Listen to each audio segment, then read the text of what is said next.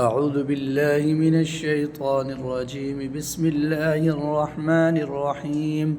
وإذ قال ربك للملائكة إني جاعل في الأرض خليفة قالوا أتجعل فيها من يفسد فيها ويسفك الدماء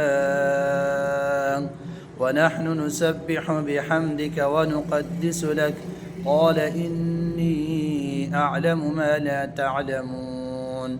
وعلم آدم الأسماء كلها ثم عرضهم على الملائكة فقال أنبئوني بأسماء هؤلاء إن كنتم صادقين.